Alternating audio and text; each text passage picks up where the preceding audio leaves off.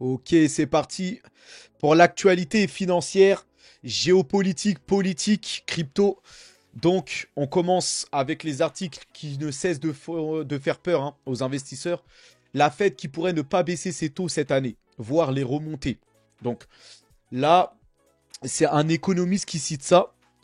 Selon Thorsten Slock, économiste en chef d'Apollo Global Management. Si ce scénario arrivait, et bah là, on pourrait avoir une sorte de capitulation sur les marchés. C'est-à-dire que les marchés boursiers finiraient par s'effondrer et par capituler. Voilà, quant au risque de voir les taux en fait soit remonter ou soit stagner à ces niveaux-là. Ça provoquerait vraiment une hécatombe de l'économie, on dirait. Voilà, parce que au bout d'un moment, il faut relancer la croissance. Et là, à force d'avoir des taux aussi élevés, ça casse la croissance. Et là, de les maintenir aussi longtemps, ça pourrait finir par faire tomber l'économie par terre. Et là, on a un économiste qui voit ce scénario ou qui voit que les taux ne seraient pas remontés cette année, puisque cette économie juge que les taux sont un peu encore trop élevés. Même s'ils continuent à baisser et à se rapprocher de l'objectif des 2%, on est à peut-être 2,9 ou des choses comme ça. Pour cette économie, c'est trop tôt. Moi, je pense pas. Moi, je pense que d'ici 2-3 mois, 3-4 mois, la Fed va finir par les remonter. Donc, je ne crois pas aux prévisions de cette analyse, mais il faut en prendre conscience. Et des fois, c'est ce genre de scénario finalement qui se passe et les marchés finissent par capituler. Et là, on a une intervention en urgence de la Réserve fédérale, voilà, qui arrive et qui baisse tout de suite les taux et qui réimprime tout de suite de l'argent dans l'urgence pour soutenir l'économie. On a déjà eu ces situations. On verra si ça va arriver encore une fois. En tout cas, selon Peter Schiff, un économiste très respecté parce qu'il a réussi à prédire la crise de 2008 des Lehman Brothers. Depuis, tout ce qu'il dit, en fait, c'est très écouté. Mais il est plutôt très pessimiste à chaque fois sur l'avenir, surtout sur les cryptos, tout ça. Et en fait, là, encore une fois, il dit que la Fed a perdu la guerre contre l'inflation et les États-Unis sont ruinés. Donc, pour le fait que les États-Unis soient ruinés, je suis plutôt d'accord avec lui. Après, le fait que la Fed a perdu sa guerre, là, je suis pas trop d'accord avec lui contre l'inflation. Là, pour moi, la Fed est en train de bien gérer l'inflation et les taux, tout ça. Et je pense qu'il va y avoir un atterrissage en douceur. Donc je ne crois pas les deux articles voilà, que je vous ai montrés là. C'est des articles qui font la une là, de sites d'analyse comme Investing. Et c'est important voilà, de contredire ça ou de débunker, on va dire ça. En tout cas, moi, par rapport à mon avis, je ne crois pas ni que la Fed a perdu la guerre contre l'inflation. Par contre, les États-Unis normalement devraient être ruinés, mais ils ne le sont pas. En fait, ils trichent, ils réimpriment. Voilà. Ils réimpriment et ils sont toujours plus endettés. Donc, ils seront jamais ruinés parce qu'ils vont continuer à imprimer de l'argent magique. Et voilà. Et je ne pense pas que les taux vont encore durer à ces niveaux-là. Je pense qu'ils vont devoir rebaisser les taux justement à cause de cette dette qui les enfonce encore plus si les taux restent maintenus à ces niveaux. Donc, je ne crois pas à ces articles-là. Maintenant, on va regarder un peu l'activité boursière de la journée. Voilà, on a surtout Tesla et Reddit qui augmentent. C'est ce qu'il faut retenir. Donc là, Reddit qui cartonne pour ses débuts en bourse. Donc là, c'est une toute nouvelle action qu'on n'a jamais vue. Voilà, c'est une entreprise un secteur qui n'a jamais été en bourse. Donc là, c'est un forum de discussion. Voilà, c'est le modèle économique de Reddit. C'est une plateforme de forum, de réseau social, simplement pour échanger et débattre sur les sujets voilà, du quotidien, tout ça. Et en fait, ils n'ont pas vraiment de modèle économique, mais ils s'essayent en bourse. Donc, ils s'exposent, ils s'introduisent en bourse, donc ils viennent s'exposer sur le marché pour demander de l'argent aux investisseurs pour se développer. Bah, à quelle fin, je ne sais pas ce qu'ils vont inventer de nouveau, mais voilà. Et en tout cas, l'action ici qui explose, surtout suite au lancement d'options. Voilà, le lancement d'options sur Reddit attire les haussiers alors que les actions poursuivent leur progression. Donc là, ça va faire 2 jours que Reddit est coté en bourse et les actions explose à nouveau aujourd'hui de plus 16% encore. Et là, c'est les options qui sont des contrats sur la journée, sur le fait que vous allez pouvoir parier à la hausse ou à la baisse. C'est comme un levier, on va dire. Donc, c'est des contrats qui vous permettent de parier à la hausse ou à une forte baisse sur la journée. Et comme l'action vient d'entrer, elle est très attractive. Il y a beaucoup d'options qui parient à la hausse. Et c'est ce qui a contribué. En fait, voilà, les investisseurs prennent des options. En fait, c'est comme des contrats. En fait, les investisseurs profitent de ces contrats. C'est des produits comme ça sur les marchés financiers. Ils prennent ces contrats et ils profitent de ces contrats sur ces options pour jouer le titre à la hausse sur la journée. Et en effet, le titre va à la hausse. Donc, il y en a qui se font beaucoup d'argent là avec les options là. Donc voilà par rapport à ça. Tesla qui travaille avec le chinois KTL. Donc voilà pourquoi Tesla a progressé. Tesla qui est en train d'élaborer une nouvelle batterie qui se recharge beaucoup plus vite.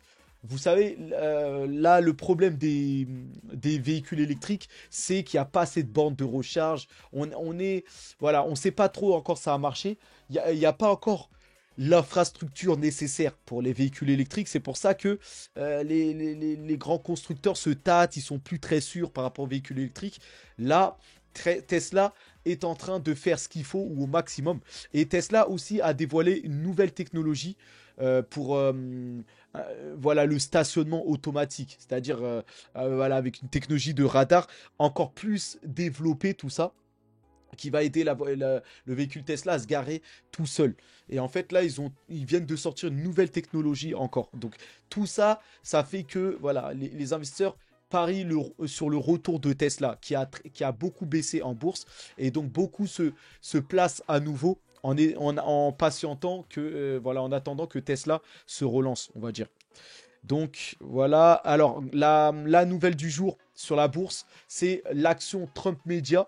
Donc qui bondit jusqu'à 50% après ses débuts. Donc, Trump Media, c'est la maison mère de Truth Social. Truth Social, c'est une application comme Twitter, mais qui est plutôt privée. Enfin non, qui est plutôt public, mais voilà, c'est pas aussi médiatisé que Twitter X d'Elon Musk. Truth Social, c'est l'application sociale de Donald Trump.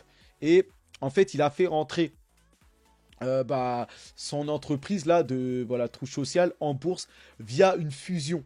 En fait, ça s'appelle un SPAC, tout ça, voilà. Et là, l'action a explosé.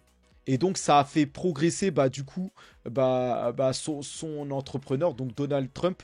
Et on a vu Donald Trump, sa fortune là, qui a bondi là. Donc ici, alors, la dernière minute, hein, la valeur nette de la fortune de Donald Trump atteint 6,5 milliards de dollars. Ce qui en fait la journée la plus rentable de sa vie en termes de richesse. Donc, voilà.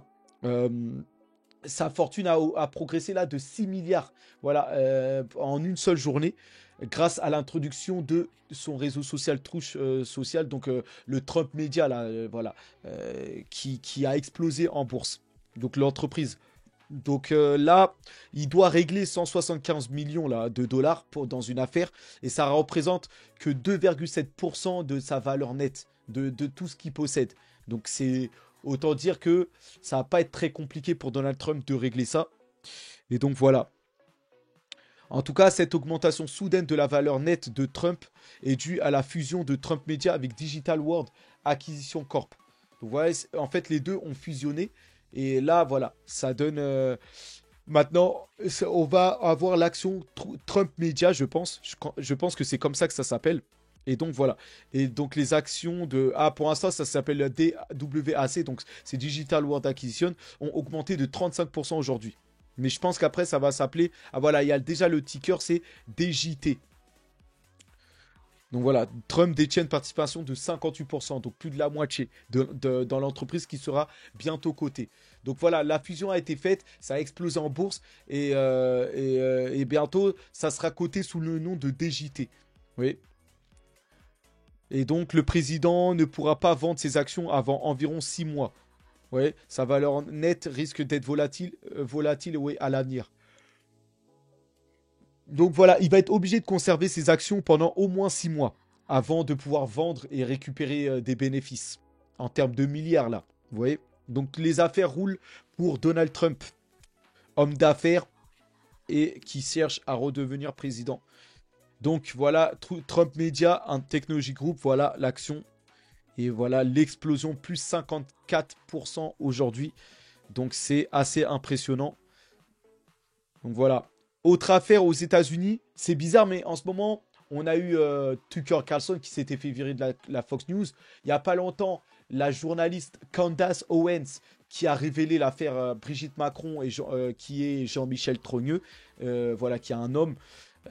Et là, maintenant, on a une autre personne, ici, Ronna McDaniels, une femme encore, qui, voilà, NBC News a licencié l'ancienne présidente du RNC.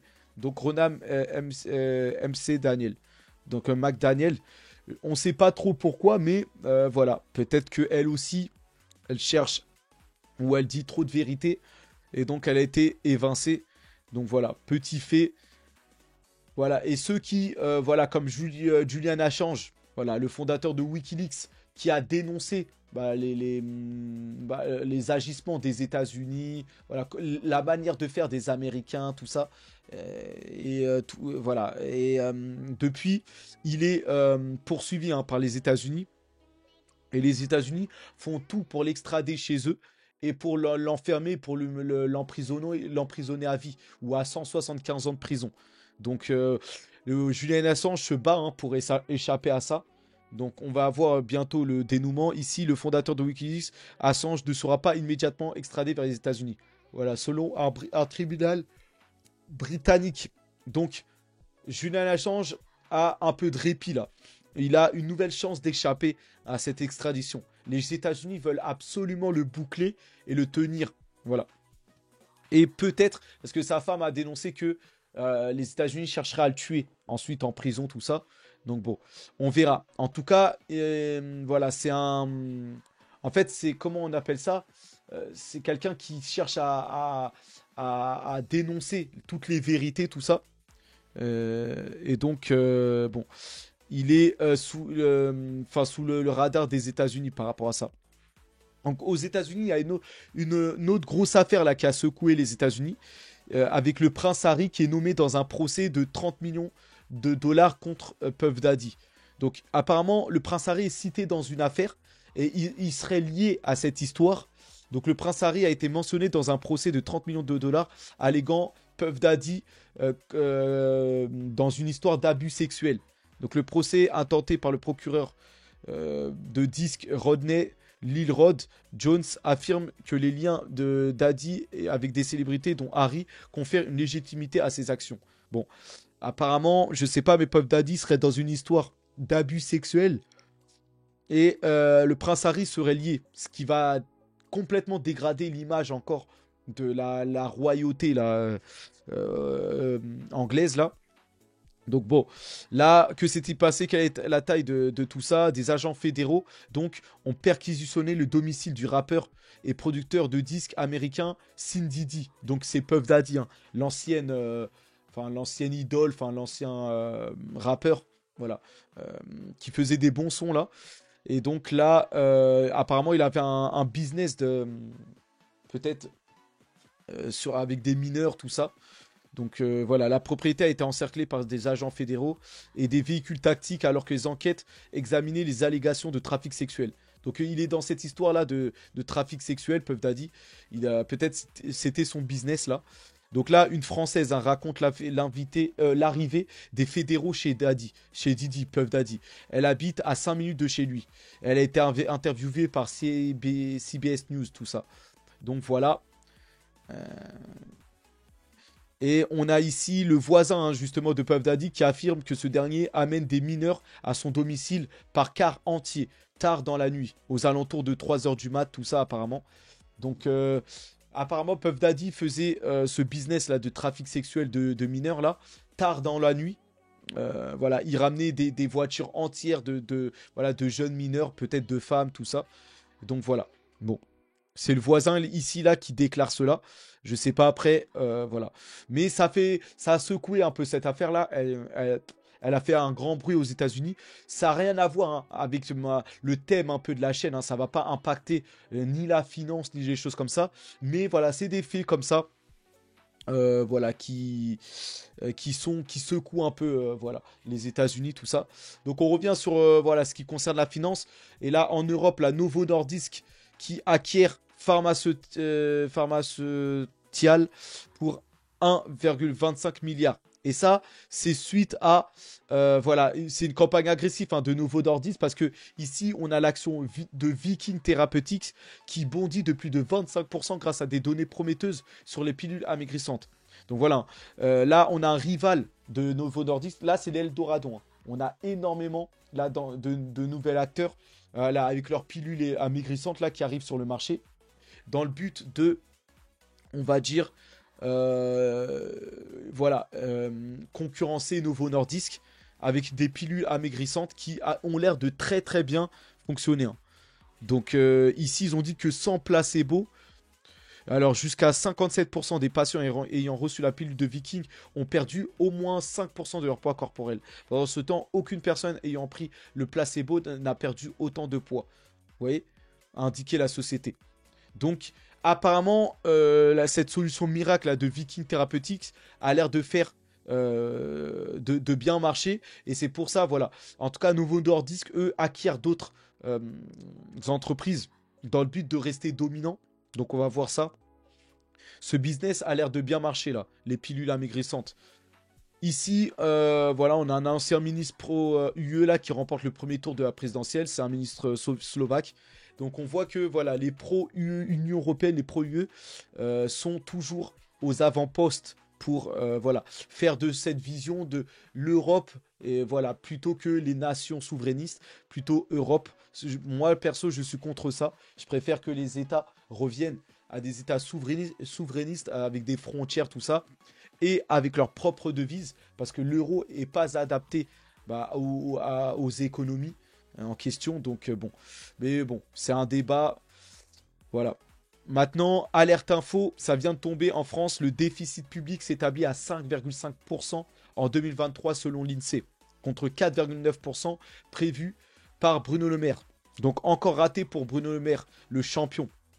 Donc voilà, un déficit, on a eu les résultats aujourd'hui du déficit public français et on est à 5,5 contre 4,9 prédit par Bruno Le Maire. Donc voilà, notre champion ministre qui à chaque fois se trompe. Donc voilà, les conséquences des choix des Français. Et là, on a une catastrophe ici. Donc regardez ça. Voilà, on avait pire, hein. On avait un déficit de quasiment 8,7%. Et là, depuis, on a rebaissé, mais là, on est reparti en avant. Et là, on est maintenant à 5,5% du PIB. Et cela va encore s'aggraver en 2024. Donc, c'est que le début, peut-être. On va encore aggraver cette situation, apparemment. Donc, en 2020, on avait eu un record avec le Covid, tout ça. On avait aggravé tout ça. Mais là, on n'a même plus besoin du Covid pour aggraver tout ça maintenant.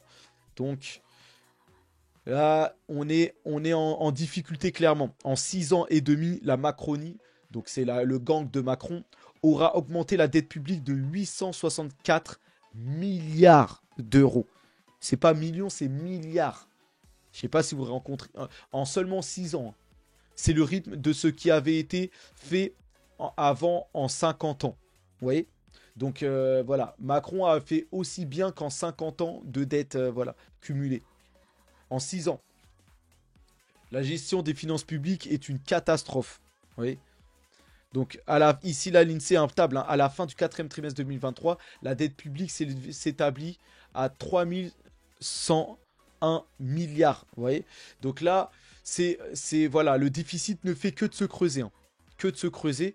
Et tant qu'on sera avec Macron, je pense que ça va s'accélérer. Hein, je pense. Donc, bon. En tout cas, Juan Branco qui dit que voilà, il faut quand même être des génies pour faire exploser la dette tout en détruisant les services publics. Parce que encore là, ok, on s'endette et on voilà, et la dette ne fait que d'exploser, mais parce qu'ils empruntent et des choses comme ça. Encore, si ça servait à quelque chose, vous voyez, à servir les voilà les services publics, à améliorer les choses. Mais non. non seulement ils font exploser la dette, mais en plus ils détruisent les services publics et tout ce qui reste de la France. Donc c'est assez incroyable ce qui se passe. Oui. Et dans cette dette-là, il y a une bonne aide pour l'Ukraine et tout ça. Donc voilà. Et pour eux qui s'en mettent plein les poches, tout ça. En tout cas, eux, voilà, l'URSSAF ici mise sur lien. Donc ils cherchent des alternatives hein, pour récupérer un peu de pognon. Donc là, voilà, l'URSSAF qui voilà, a réalisé un montant record de 1,2 milliard d'euros de redressement pour travail dissimulé. Donc l'URSSAF là qui trace les travailleurs au noir grâce à l'intelligence artificielle.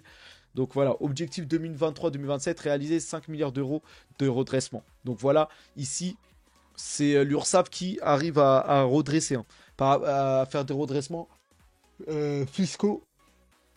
Donc le fisc qui passe à l'IA. Vous voyez? Donc ils vont utiliser l'intelligence artificielle pour nous traquer. Donc voilà, en attendant, Macron, incroyable, bah, il a provoqué la Russie il y a quelques temps.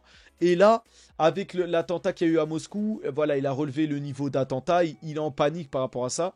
Il y a de quoi, hein, bon, donc là, pour ça, enfin, il est légitime.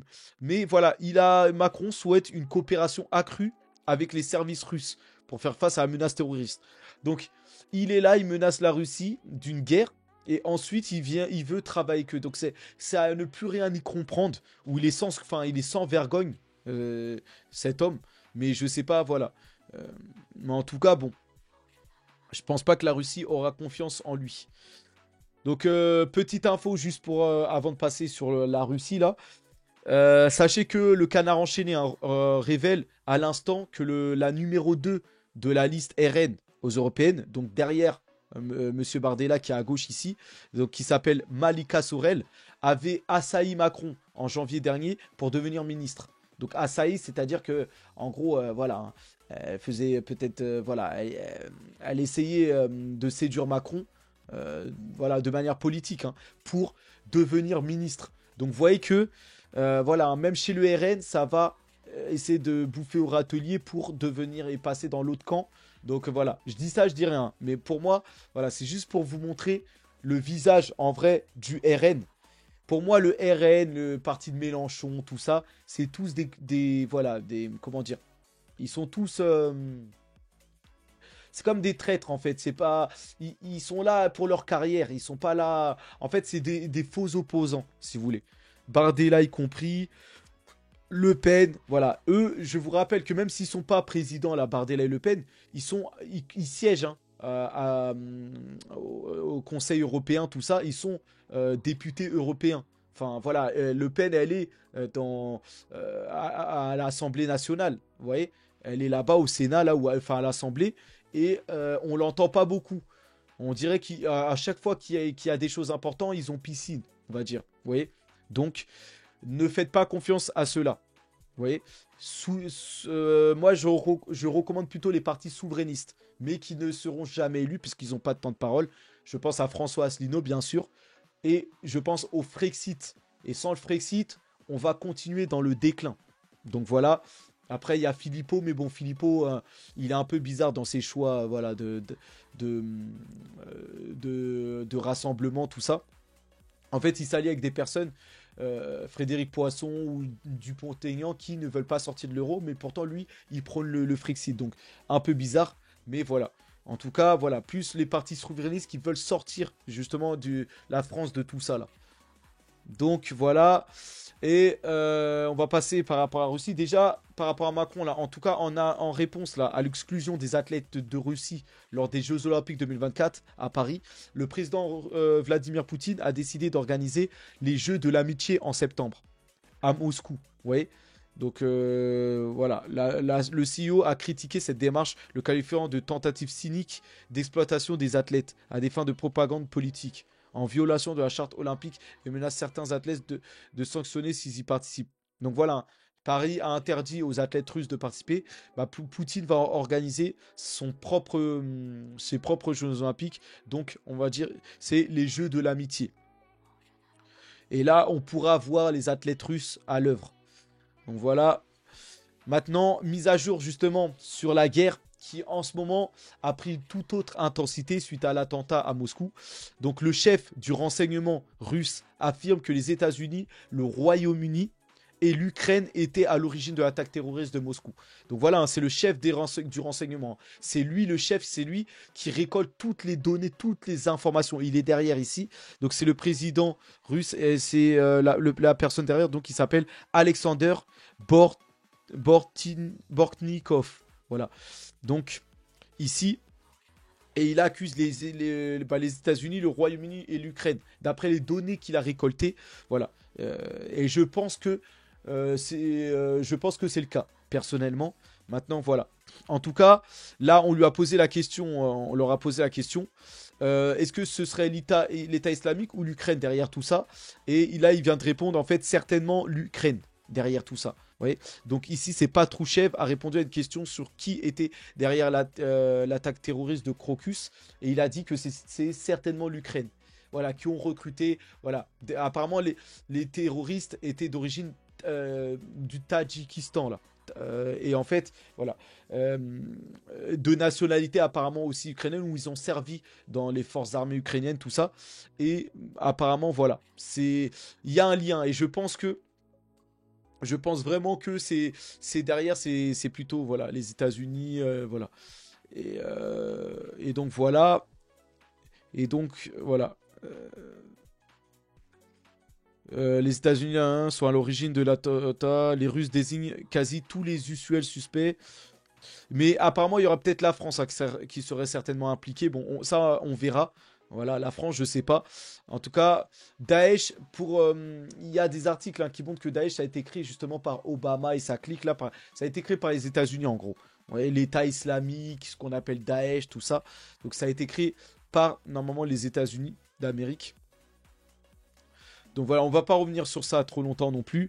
En tout cas, ici, ils arrivent à mettre des liens. Donc ici, les services russes s'attachent à identifier les commanditaires qui ont tiré les ficelles en coulisses. De nombreux indices pointent du doigt la possible, sinon probable, implication d'un quatuor infernal, expert en montage d'attaques sous faux drapeau. Donc la CIA, ça je pense que c'est américain, le Mossad, vous voyez, le MI6 et le GUR. Je pense que ça, ouais, le GUR ukrainien. Vous voyez. Donc là, voilà, un quatuor d'agences voilà, fédérales qui se sont unis pour commanditer cette attaque. Il y a des chances hein, que ce soit lié. Bon, l'avenir et l'enquête nous diront ou non à l'origine réelle mobile de cette attaque. Mais Vladimir Poutine a déjà sa propre conviction sur cette affaire. Il sait qui et pourquoi. Sur cet acte de terrorisme, il ne faut ni oublier ni négliger les menaces explicites et violentes contre la Russie faites par un dénommé Amir Weitman, proche de Netanyahou. Menaces qui prennent aujourd'hui tout leur sens. Donc voilà par rapport à ça. Bon. En tout cas, voilà, attentat de Moscou, la connexion. Ici, on parle aussi de personnalités. Ici, apparemment, Victoria Nuland, Kirillio Boudanov, Salmon Kourosoni et Abdul Hakim Al-Shishani. Donc cet article est très intéressant à lire avec les réserves d'usage. Il donne des informations précises sur les liens justement de toutes ces nations-là. Vous voyez ? Donc ça se rapproche. Hein. Apparemment, on aurait l'Ukraine, les États-Unis derrière. On aurait le Mossad, enfin voilà, l'Iran peut-être ou Daesh, mais qui est fabriqué par les États-Unis. Donc il y a des liens, voilà, sur tout ça. Et donc, ils vont tenter de faire toute la lumière. Mais la Russie, ils sont des spécialistes. Hein. Poutine lui-même vient du KGB, là, voilà, SFB, voilà. Il connaît la source, enfin, comment ça fonctionne pour les sources d'information, tout ça. Donc, on verra ça. En tout cas, ici, on a le président biélorusse, Alexandre Loukachenko, qui affirme que les terroristes du Crocus City Hall ont d'abord tenté de fuir vers la Biélorussie, donc vers son pays à lui, donc la Biélorussie, mais ils ont abandonné à cause des points de contrôle à la frontière russe-biélorusse. Vous voyez ? Donc renforcé peu de temps après l'attaque afin d'empêcher un éventuel passage des assaillants. Donc en fait, ils ont rapidement rassemblé en fait, voilà, des points de contrôle, tout ça, aux frontières. Et apparemment, c'est pour ça que les terroristes ensuite sont partis vers l'Ukraine. Donc le président biélorusse vient donc de contester la version russe rapportée par Vladimir Poutine qui se limitait hier à mentionner uniquement que les terroristes ont tenté de fuir vers l'Ukraine après leur attaque sans évoquer la Biélorussie. Donc apparemment ils auraient d'abord tenté vers la Biélorussie. Bon, c'est ce que dit le président biélorusse Alexandre Loukachenko. En tout cas, voilà, Medvedev, voilà, toujours trash dans ses discours. C'est l'ancien président, hein, il a été président un certain temps. Voilà, c'était juste un temps, voilà, le temps que Poutine revienne en place. Voilà. Donc le vice-président donc, de la Fédération de Russie dit qu'il est important de tuer toutes les personnes impliquées dans l'attaque terroriste à Moscou. Donc lui, il veut leur mort. Hein. Il veut pas de la prison ou des choses comme ça. Il veut tous les radier, tous les tuer. Comme ça, c'est fait. Donc bon, c'est plutôt... Normalement, voilà. Normalement, il faut quand même... voilà. Pas ôter... Enfin, bah, après ce qu'ils ont fait, voilà, c'est... Je peux comprendre ça, enfin voilà, l'état où il est de vengeance, mais normalement voilà, c'est la prison ou sinon la peine de mort. Mais bon, en tout cas, lui, il veut tous les tuer. Et Poutine lui affirme qu'une nouvelle jeunesse hitlérienne est en train d'être créée en Ukraine. Rien que ça. Donc bon, je pense qu'il va avoir à cœur justement de radier tout ça. Et voilà, d'éliminer en fait, voilà, il va prendre ce problème et il va essayer de nettoyer tout ça, l'Ukraine de tout ça. Donc on verra. Sinon, bon, en Ukraine, il y a un rassemblement. Hein. Il y a eu un rassemblement pour la démobilisation de l'armée ukrainienne qui a eu lieu à Lvov. Vous voyez, les militaires ne sont pas des esclaves, crient les épouses et les mères des conscrits ukrainiens que le clown Zelensky a promis de faire tourner et de démobiliser. Il les a encore trompés. Bon, en tout cas, voilà la manifestation des femmes ukrainiennes, ici. Bon, il n'y avait pas l'air d'avoir foule hein, non plus. Voilà. Donc, les femmes qui protestent, hein, parce que leurs maris sont au front, et qui perdent en plus la bataille pour le moment. Donc bon. Dans le reste du monde, la Colombie qui appelle ce soir les nations du monde entier à rompre leurs relations avec Israël. Si Israël viole le cessez-le-feu adopté justement par le Conseil de sécurité de l'ONU là, il y a 2-3 jours. Là. Donc la Colombie qui appelle à rompre avec Israël parce que Israël est dans un état de vengeance et ne veut plus s'arrêter de bombarder Gaza et la Palestine. Donc voilà, on verra si ça sera le cas. Ici, le président Nayib Bukele et El Salvador qui ont banni la théorie du genre là. Et tout ce qui est transgenre, tout ça là, les trucs LGBT, tout ça. Donc il suit un peu les pas de la Russie et Poutine qui avait classé ça comme une organisation extrémiste et terroriste. Les LGBT, tout ça. Et donc la théorie du genre, pas au Salvador non plus. Donc ça sera sans eux.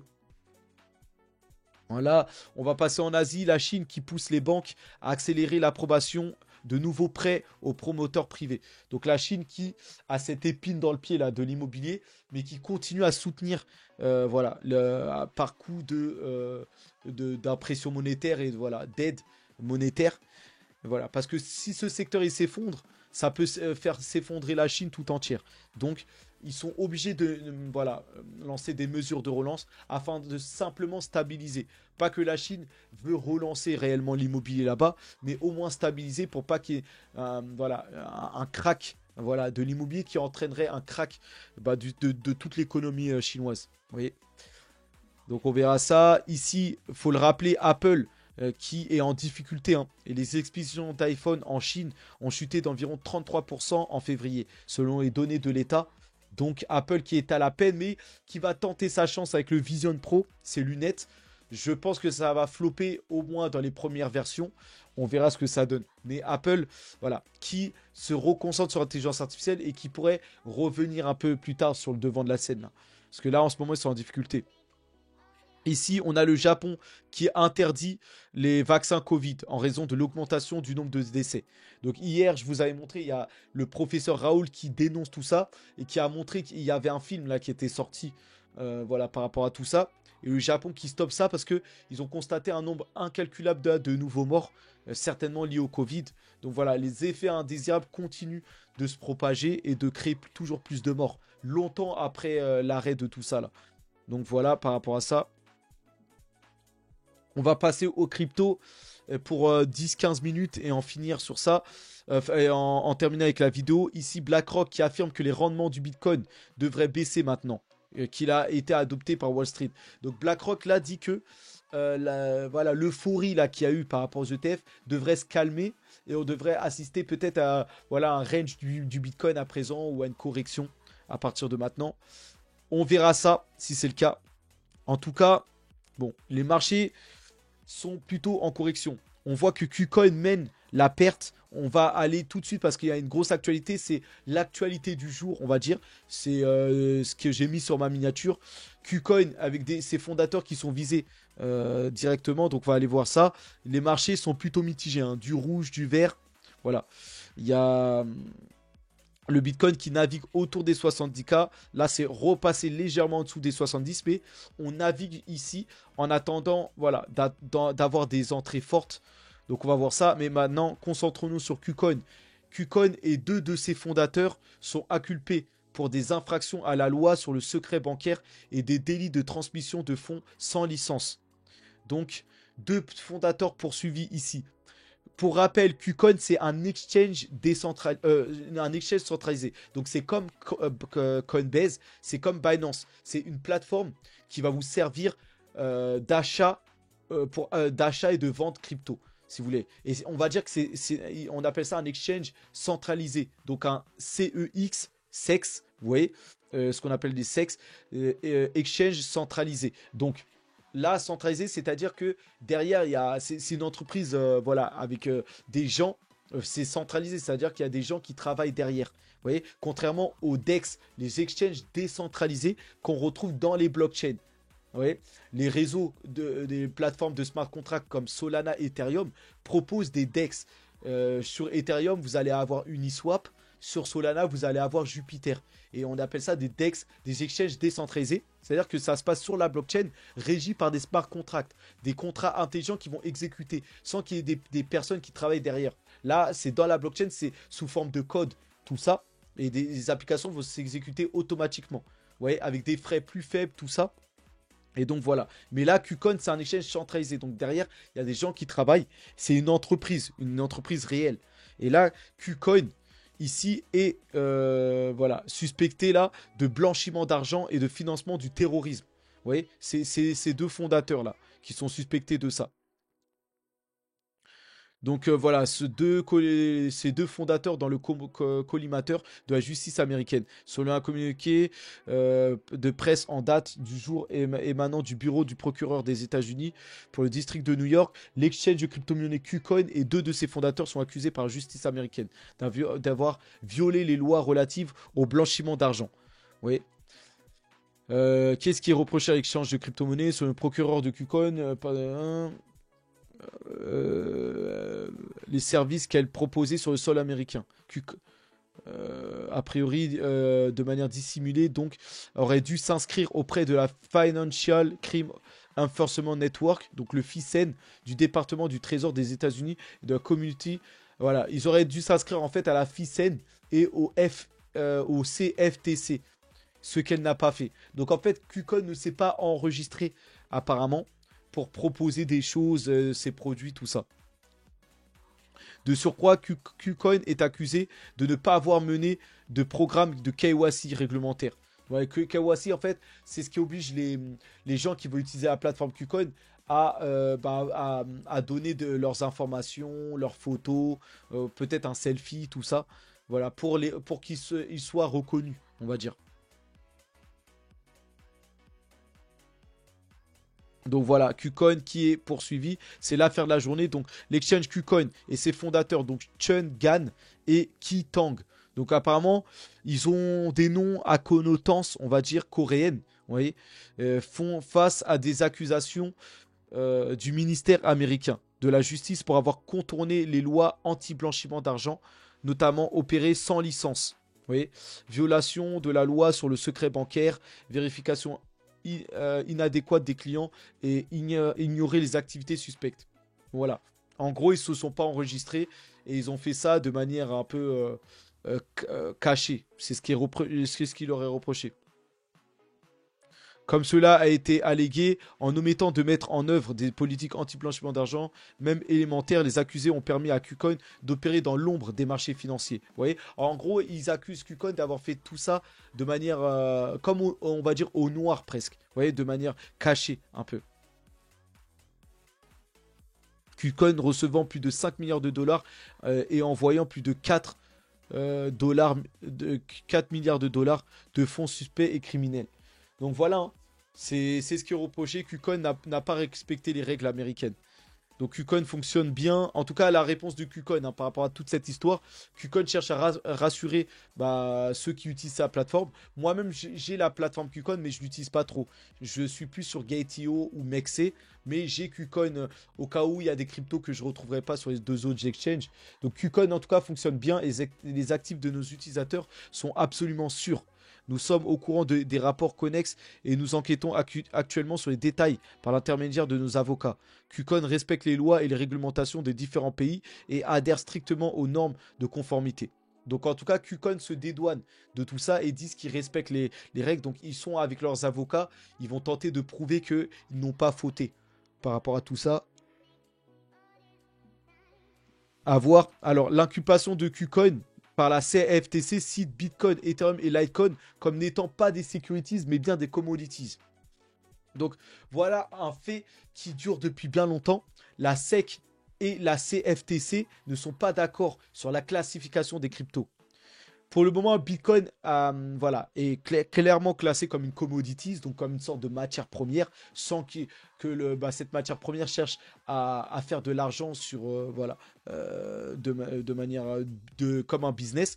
Mais par contre, là pour le moment, Ethereum et Litecoin n'échappent pas à la SEC qui cherche à les classer comme des securities, donc comme des projets qui cherchent à faire de l'argent, à but lucratif, on va dire. Et donc là, la CFTC, elle, une autre agence, fédérale, financière, dit que Ethereum et Litecoin sont bien des commodities et non des securities. Alors que la SEC dit que veut classer Ethereum comme une securities. Donc les deux instances là ne sont pas d'accord. Vous voyez, nous on espérerait que c'est plutôt la CFTC qui ait raison. Et on aimerait que Ethereum soit classé comme une matière première limite. Mais voilà, pour le moment, on ne sait pas trop. Et justement, il va y avoir une bataille sur ça pour savoir comment Ethereum et même Litecoin et même les autres altcoins, Solana, tout ça, vont être classifiés. Ça va être un débat très important. La guerre va faire rage. Je pense qu'à terme, Ethereum devrait s'en sortir comme une commodities aussi et toutes les cryptos. Ce qui fera réellement faire exploser les cryptos. Moi, je vois bien ce scénario arriver d'ici quelques mois. On verra si ça arrive. Donc voilà. En tout cas, on est vraiment dans une bataille SEC-CFTC au sujet du statut de ETH. Et il va falloir clarifier ce statut pour savoir si Ethereum va être accepté ou si on va pouvoir avoir les ETF Ethereum Spot. Donc ces produits en bourse qui vont pouvoir nous exposer et exposer les investisseurs riches sur Ethereum, à Ethereum, vous voyez. Donc on va suivre cette affaire de près.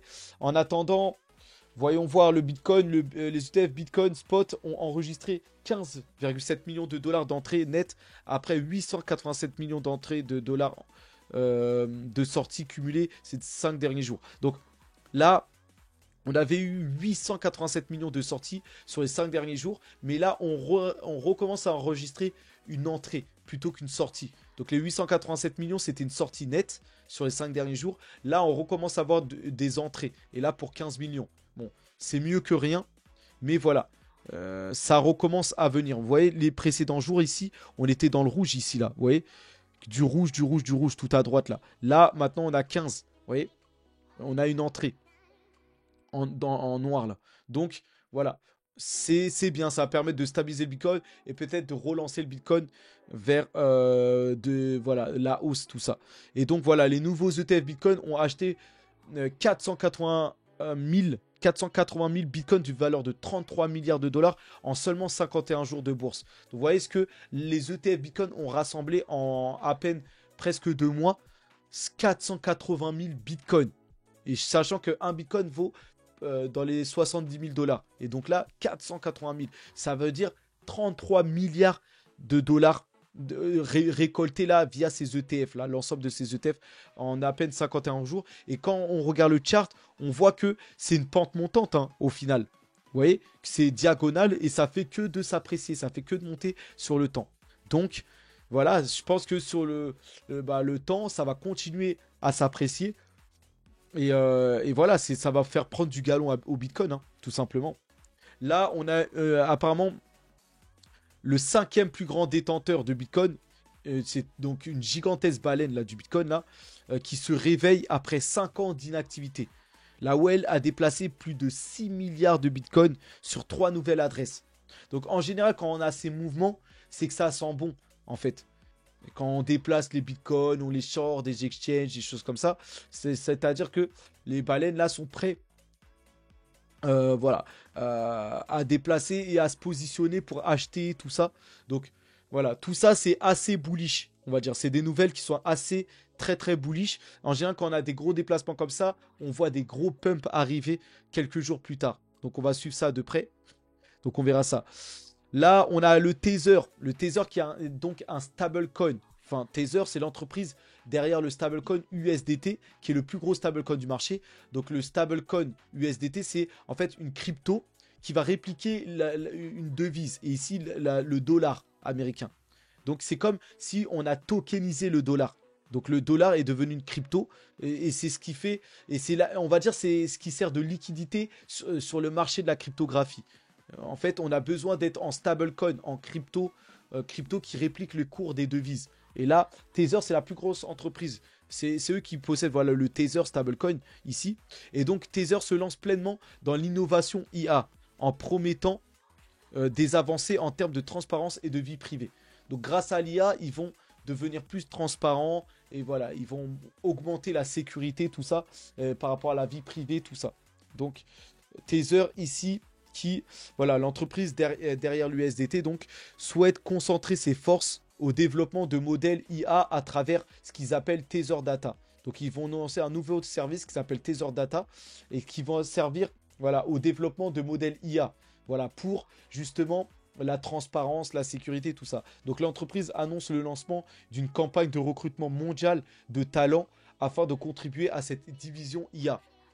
Voilà, hein, ça va recruter pour l'intelligence artificielle, pour la division d'intelligence artificielle, pour voilà, que l'entreprise voilà, puisse devenir plus garant en termes de sécurité, tout ça. Donc c'est une très très bonne nouvelle. Encore Tether qui commence à vraiment prendre du galon avec et qui s'installe hein, comme le leader incontesté des stablecoins.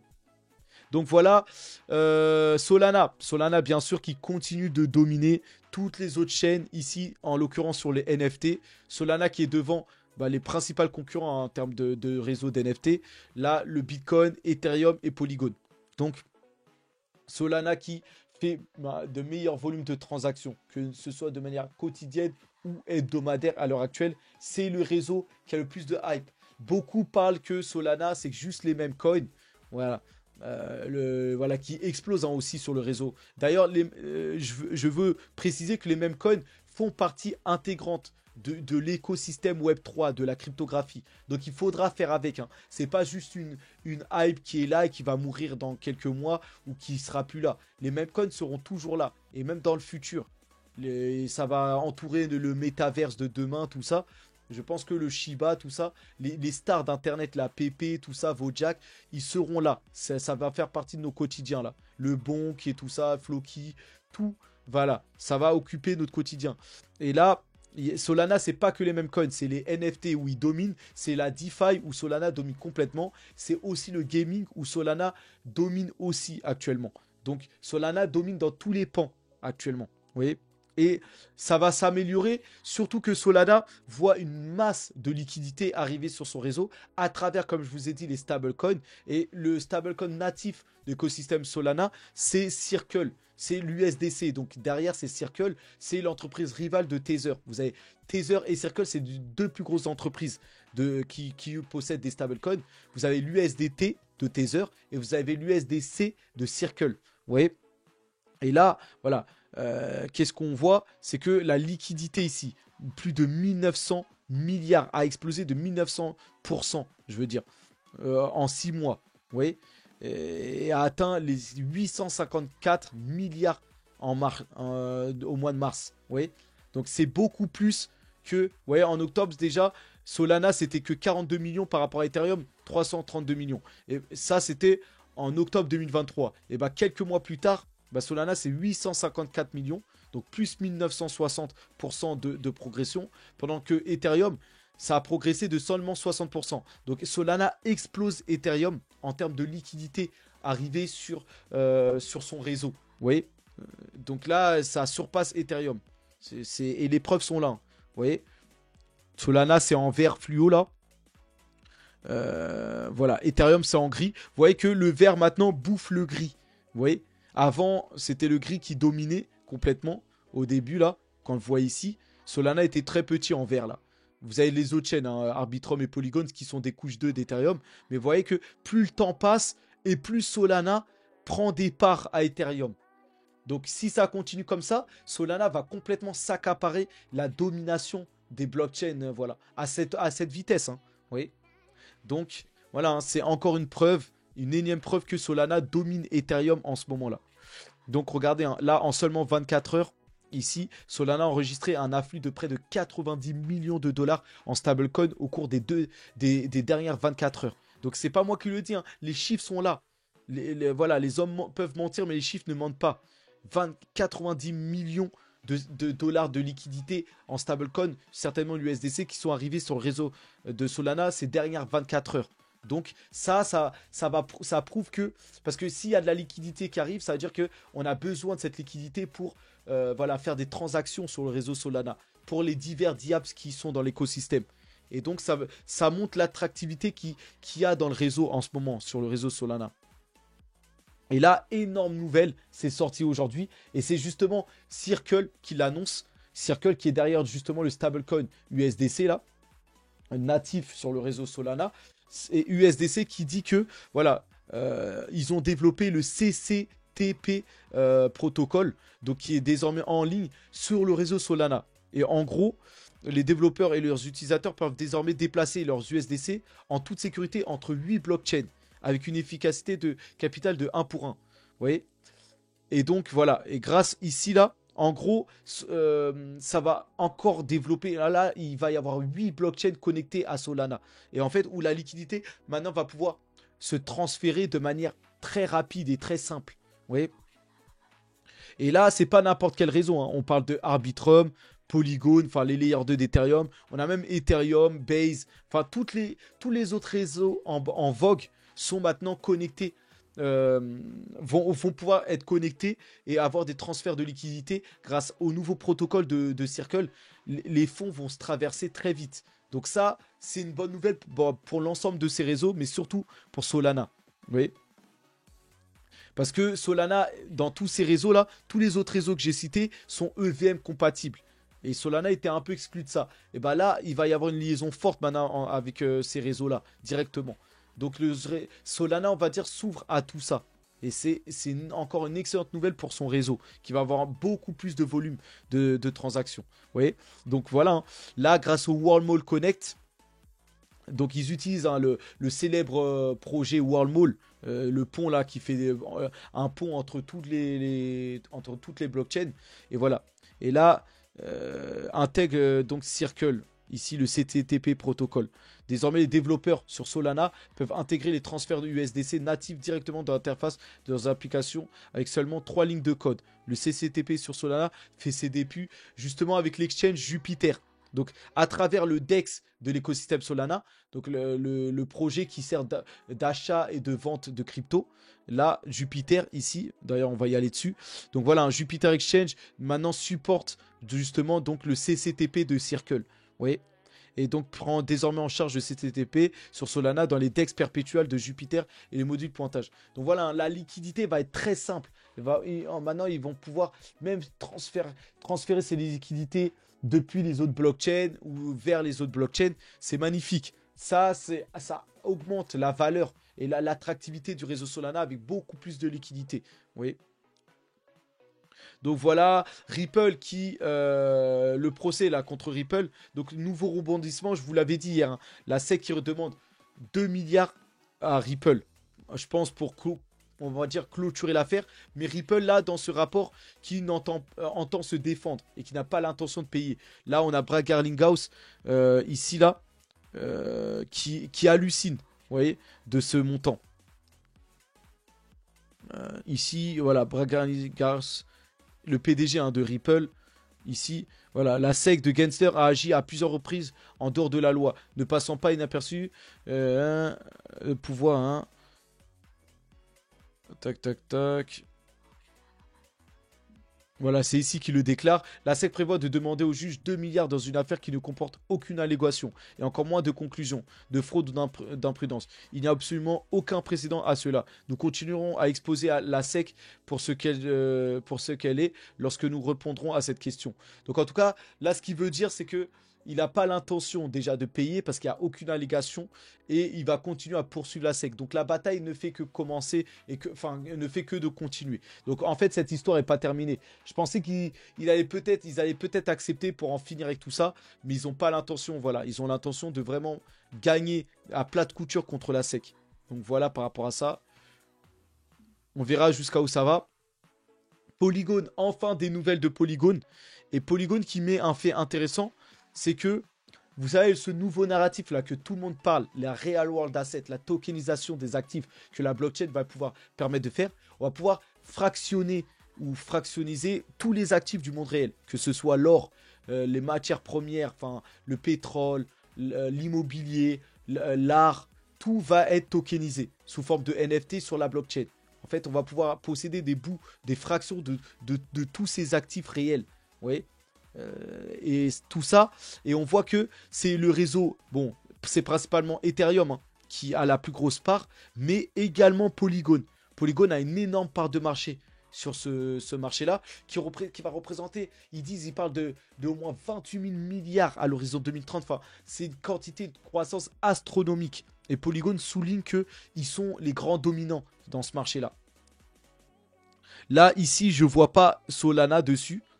Donc Solana apparemment n'est pas... Et Solana pour ça par contre n'est pas concerné. Donc on verra si Solana... Quoi qu'ils ont le projet Parcel, voilà, par rapport à l'immobilier tokenisé, mais ça s'arrête là.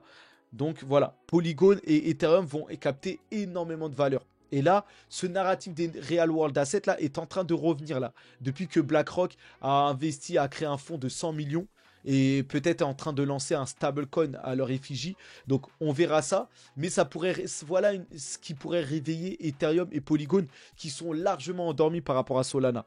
Donc on va suivre ça de près, mais je suis ça de très très près hein, pour savoir si je vais voilà, augmenter mon allocution sur Ethereum ou Polygon. Donc j'attends depuis longtemps qu'ils se réveillent. Je pensais que c'était par rapport aux ETF spot Ethereum, mais peut-être que c'est ce narratif-là des Real World Assets qui se réveille, qui va peut-être lancer Ethereum et Polygon. Et là, on a un autre...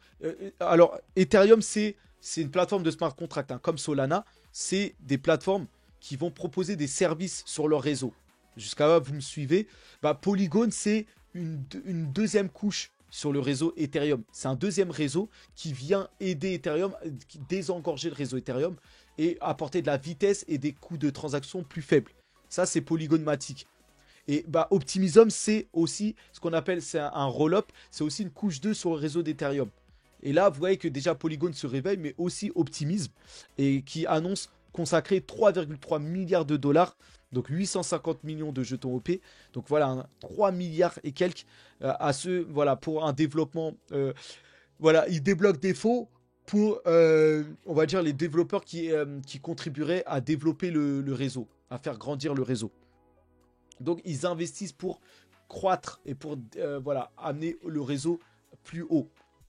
Donc peut-être que là, c'est le réveil de Ethereum et c'est Layer 2. Donc on va suivre tout ça de près. Et donc voilà, Ethereum a besoin de deuxième couche de réseau de Layer 2 parce que Ethereum, c'est une ancienne blockchain. C'est le deuxième réseau du marché. C'est arrivé quasiment presque en même temps que le Bitcoin. Et bah, l'infrastructure qui a été mise en place par Ethereum est très lente et très coûteuse. C'est le premier réseau et il y a beaucoup de monde dessus. Et donc le réseau n'assume pas. C'est pour ça qu'on a plusieurs réseaux de seconde couche. Et on n'a pas que Polygon et Optimism. Hein. On a aussi Arbitrum, on a Scroll, ZK Sync, Voilà. Et là, on a Starknet aussi, un nouveau venu. Voilà. Vous avez Base qui utilise justement Optimism, voilà, comment ça s'appelle, les subnets d'Optimism. Voilà, Optimism a créé en fait des sous-réseaux ou est capable de faire créer d'autres réseaux blockchain. Et Base, la layer 2 qui est créée par Coinbase, est sur l'écosystème de Optimism pour désengorger Ethereum aussi. Donc voilà. Là, si c'est du chinois, vous pouvez me dire, hein, ou du chinois, enfin, en tout cas, si vous comprenez pas ce que je dis, parce que je sais que c'est complexe, c'est compliqué, j'essaie de vulgariser un maximum, mais n'hésitez pas en commentaire à poser des questions ou à venir sur Telegram, tout ça. Donc voilà. Euh, donc voilà, et là, on va finir par donc les altcoins, hein, qui, voilà, apparemment, on serait ici, là. Si on répète, là on est voilà, on est ici, mais on serait comme si on était ici là. Pour voilà. Et là, il nous reste une autre grosse partie de la hausse. Après, peut-être on va avoir une forte correction et on va repartir encore plus haut. Donc voilà. Pour les altcoins, on a une forte croissance qui nous attend. Vous voyez. Donc voilà. Voilà pour cette vidéo. J'en ai terminé. Donc on est à combien? 1 heure, hein, 1 heure pile de vidéo. Donc on en reste là. Les top crypto dans la tendance, toujours des mêmes coins, tout ça. Voilà, Solana qui rentre dans le top 10, hein. Le Bitcoin, Solana qui sont dans le top 10 parmi les gros projets. Et vous avez PP qui retrouve sa première place dans les tendances. Vous avez le Book of Men, le Bone qui est 5e et un dérivé du PP. Donc voilà, hein, les mêmes coins sont toujours là. Et donc, il faudra voir si elles vont exploser de nouveau. Donc je vous laisse là pour cette vidéo. On se retrouve dans d'autres actualités, encore 1 heure. C'est très long, peut-être que je vais réduire, hein. Et je vais les petites actualités là, comme celle de Puff Daddy, peut-être je vais exclure ce genre de petites nouvelles parce que peut-être ça fait trop long.